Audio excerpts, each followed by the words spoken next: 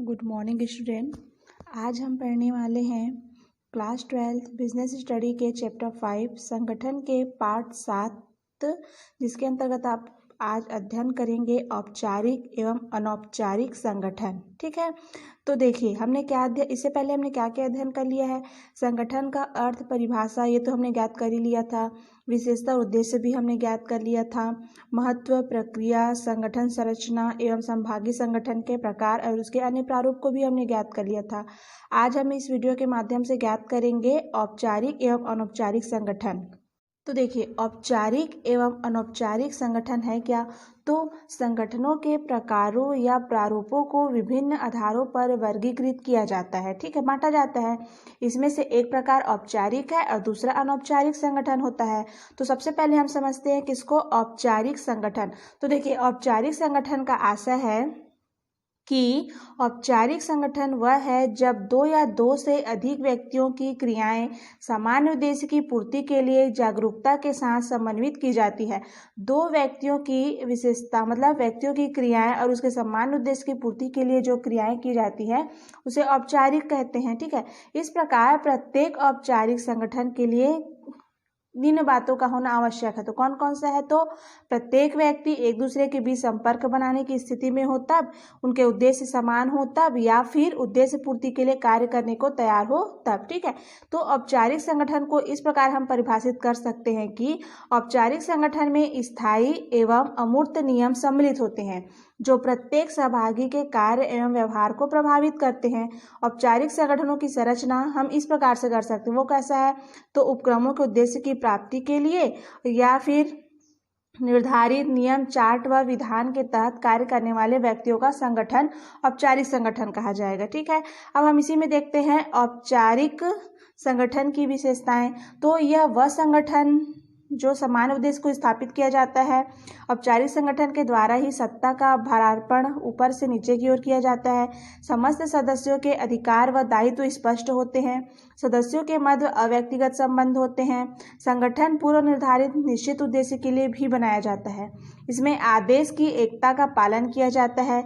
ऐसे संगठन के निर्धारित नियम, चार्ट, विधान, नीतियां व योजनाएं निश्चित की जाती है। ठीक है, अब देखिए हमने क्या देख लिया, औपचारिक संगठन की विशेषताएं। अब हम ज्ञात करते हैं औपचारिक संगठन के लाभ। तो देखिए, औपचारिक संगठन में अधिकार एवं कर्तव्य का स्पष्ट व्याख्या होने से आपसी मतभेद होने की संभावना कम रहती है, लेकिन साथ ही साथ उद्देश्यों की प्राप्ति इन संगठनों में आसानी से की जा सकती है, क्योंकि समस्त व्यक्तियों के मध्य अव्यक्तिगत एवं औपचारिक संबंध रहने से पक्षपात होने का डर नहीं रहता, या फिर संगठनों में कार्य करने का दोहराव भी नहीं रहता। समस्त कार्य सामान्य नियमों या सिद्धांतों के अनुसार ही किए जाते हैं। अधिकार एवं कर्तव्यों का स्पष्ट व्याख्या होने से ठहराव की स्थिति नहीं रहती। साथ ही साथ प्रत्येक व्यक्ति अपनी त्रुटि के लिए स्वयं उत्तरदायित्व होता है और अपनी गलती दूसरों पर भी नहीं थोपता। इस संगठन में आदेश व निर्देश की एकता एक साथ बनी रहती है। विशिष्टीकरण का संविभाजन सभी पर एक समान होते हैं। साथ ही साथ संगठनों की स्थिरता भी बनी रहती है और व्यक्ति के स्थान पर उसका कार्य या पद महत्वपूर्ण होता है। तो ये क्या हो गया, औपचारिक संगठन के लाभ। अब है इसी में और औपचारिक संगठन के दोष। तो देखिए, संगठन में लाल फीताशाही पनपती है। साथ ही संगठनों में लोच का अभाव रहता है। कभी कभी अधिकारों का दुरुपयोग भी किया जाता है। श्रम पूंजी के मध्य ठहराव की स्थिति प्रायः उत्पन्न हो जाती है। औपचारिक कार्य या संपर्क का कोई महत्व नहीं होता। सामाजिक एवं व्यवहारिक पक्ष को भूलकर नियमों के तहत कार्य करने को मजबूर हो जाता है। संगठन में पहलपन का अभाव रहता है। संगठन में नियंत्रण व समन्वय की एक समस्या सदैव बनी रहती है। ठीक, ये क्या हो गया हमारा औपचारिक संगठन का आशय, उसकी विशेषता, लाभ और हानि। अब देखते हैं हम इसी में अब अनौपचारिक संगठन। ठीक है, तो देखिए अनौपचारिक संगठन का आशय क्या है? तो अनौपचारिक संगठन की प्रकृति औपचारिक संगठनों से ठीक उल्टा होता है, क्योंकि औपचारिक संगठन बनाए जाने हेतु पितु बन जाते हैं। संक्षेप में, जब दो से अधिक व्यक्ति किसी सामान्य उद्देश्य या संतुष्टि के लिए कुछ कार्य करते हैं तो उसे अनौपचारिक संगठन कहा जाता है। इस संगठनों का निर्माण पूर्णतः व्यक्तिगत संबंधों के आधार पर होता है। इन संगठनों में व्यक्ति सफलतापूर्वक अपना कार्य करता है। इन संगठनों में कोई नियम, विधान, चार्ट या मैनुअल नहीं होता, क्योंकि इसमें कार्य करने का भी कोई निश्चित ढंग या विधि नहीं होती है। साथ ही समय एवं परिस्थितिवश नियम बन जाते हैं या बना लिए जाते हैं। सदस्यों के मध्य कोई पारंपरिक अधिकार कर्तव्य भी नहीं होते, जैसे ताश खेलने, जुआ खेलने, गपशप मारने, प्रातः काल घूमने, पिकनिक पर जाने आदि हेतु बनाए गए संगठन। ठीक है, अब देखिए इसको परिभाषित किया गया है। ये तो हो गया हमारा आशय। अब देखते हैं हम औपचारिक संगठन की विशेषताएं। तो देखिए अनौपचारिक संगठन में भी इन संगठनों को बनाया नहीं जाता, अपितु विशेष परिस्थितियों के कारण ये बन जाते हैं। ठीक, अब है इन संगठनों के सामान्य उद्देश्य होते हैं, यह अस्थायी होते हैं, कोई भी संगठन समाप्त हो जाते हैं। इनका अपना कोई चार्ट, विधान या मैनुअल नहीं होता, अपितु सामान्य परंपरा ही इनके कानून होते हैं। ये संगठन व्यक्तिगत संबंधों पर आधारित होते हैं। यह वैध एवं अवैध दोनों हो सकते हैं। इसमें अधिकार एवं सत्ता को ऊपर से नीचे समर्पित किया जाता है और साथ ही साथ संगठनों ने स्वयं अपने के लिए नियम परंपराएं होती है जिनका वे पालन करते हैं। ठीक है, और संपूर्ण नियम परंपराएं अलिखित अर्थात मौखिक होते हैं। संपूर्ण संगठन के छोटे छोटे संगठनों को अनौपचारिक संगठन कहा जाता है। तो ये हो गया क्या, अनौपचारिक संगठन की विशेषताएं। अब इसी में हमारा अनौपचारिक संगठन के लाभ। तो अनौपचारिक संगठन के लाभों में संगठनों की कमियों को पूरा करता है, साथ ही कर्मचारियों सदस्यों में आपसी तालमेल सुदृढ़ होते हैं। चोरों का संगठन, अवैधानिक कार्यों के लिए बने संगठन, इन संगठनों का संदेश वाहन एवं समन्वय अत्यधिक मजबूत होता है क्योंकि ये संगठन व्यक्तिगत संतुष्टि प्रदान करते हैं।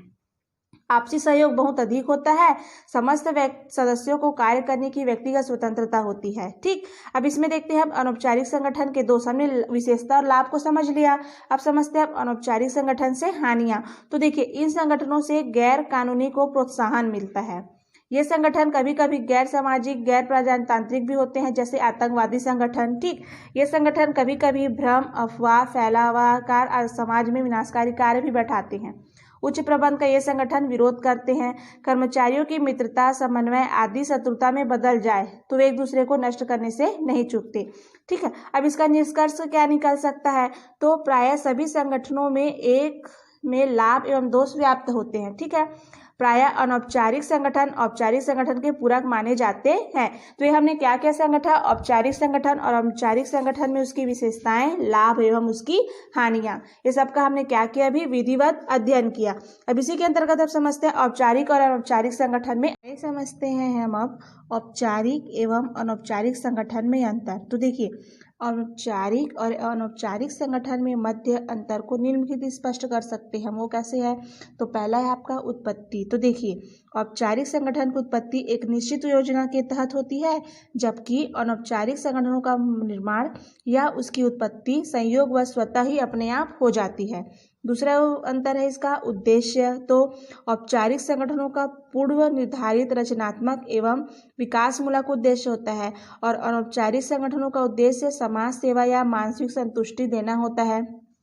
तीसरा है आपका आकार। तो औपचारिक संगठन का आकार बड़ा होता है, जबकि अनौपचारिक संगठन का आकार तुलनात्मक दृष्टि से काफी छोटा होता है। यह हो गया हमारा 3 अंतर। अब चौथा है इसमें स्थायित्व। तो औपचारिक संगठन स्थिर व लंबे समय के लिए लिए जाते हैं और अनौपचारिक संगठनों में की कोई निश्चित अवधि ये ना होकर ये अत्यधिक अल्प समय के लिए होते हैं। पांचवा है आपका संबंध। तो औपचारिक संगठन के सदस्यों का संबंध अव्यक्तिगत एवं औपचारिक ही होता है, जबकि अनौपचारिक संगठन के संबंध क्या होते हैं, व्यक्तिगत होते हैं। छठवां है आपका अंतर में नियम। तो औपचारिक संगठन के पूरे नियम होते हैं जो लिखित होते हैं और अनौपचारिक संगठन के नियम अपूर्ण एवं अलिखित होते हैं। सातवां आ गया आपका आवश्यकता। तो देखिए अंतर के आधार में सातवां है आपका आवश्यकता। तो औपचारिक संगठनों का निर्माण करना प्रत्येक संस्था के लिए आवश्यक होता है और अनौपचारिक संगठनों का निर्माण क्या होता है, ऐच्छिक होता है। आठवां है आपका महत्व। तो औपचारिक संगठन में पद महत्वपूर्ण होता है तथा पद के अनुरूप ही अधिकार सत्ता का हस्तांतरण होता है, जबकि अनौपचारिक संगठन के लिए व्यक्ति महत्वपूर्ण होते हैं। इसमें अधिकार सत्ता का हस्तांतरण कभी कभी समतल होता है। नौवां है आपका रूप। तो औपचारिक संगठन का रूप लिखित एवं आदर्श होता है, जबकि अनौपचारिक संगठन का रूप अलिखित एवं वास्तविक होता है। तो ये क्या हो गया हमारा औपचारिक एवं अनौपचारिक संगठन। अब इसी में देखिए आपका अधिकारों का अंतरण या प्रत्यायोजन एवं विकेंद्रीकरण। तो देखिए अधिकारों का अंतरण का अर्थ होता है भरार्पण। तो देखिए, अंतरकरण के लिए प्रत्यायोजन या भरार्पण शब्द का प्रयोग किया जाता है। भरार्पण का शाब्दिक व सरल अर्थ भार का अर्पण करने से है, या अन्य शब्दों में कार्य का भार अन्य व्यक्ति को सौंपने से है। संक्षेप में, जब किसी एक अधिकारी द्वारा अपने अधिकार किसी अन्य अधिकारी को इस उद्देश्य से सौंपे जाए कि उन अधिकारों के अनुरूप कर्तव्य करेगा, तो उसे अधिकारों का प्रत्यायोजन कहा जाता है। ठीक है, अब देखिए भरार्पण है क्या। तो अधिकारों का भरार्पण से आशय अधीनस्थों को निर्दिष्ट सीमाओं के अंतर्गत कार्य करने का अधिकार प्रदान करने से है। ठीक है, अब इसी में है भरार्पण की विशेषताएं। तो भरार्पण एक प्रक्रिया होता है जिसके द्वारा अधिकार तथा सत्ता का एक अंश दूसरे को सौंपा जाता है। यह ऊपर से नीचे की ओर जाता है। यह अधिकारों का वितरण न होकर विकेंद्रीकरण है। भरार्पण अस्थायी एवं सतर्क होता है। अधिकारी का अधिकार सौंपा जाता है, न कि पद का। छोटे उपक्रमों के लिए प्रणाली बहुत महत्वपूर्ण होता है। ठीक है, अब ये हो गया आपका भरार्पण की विशेषताएं। अब इसी में है आपका क्या, भरार्पण की प्रकृति। तो भरार्पण के बिना संगठन की उचित रचना व उसका विकास समय समय पर करना कठिन है। भरार्पण में कोई भी अधिकारी अपने अधीनस्थ को अपने समस्त अधिकारों को नहीं सौंप सकता, क्योंकि अपने अधिकारों का कुछ भाग ही अंतरित करता है। इस संबंध में विथल का कथन सत्य है। अधिकार का पूर्ण रूपेण अंतरण कभी भी नहीं किया जा सकता, उन्हें केवल बांटा जा सकता है। ठीक है, अर्थात सत्ता का भरार्पण ऊपर से नीचे की ओर तथा जवाबदेही नीचे से ऊपर की ओर प्रवाहित होती है।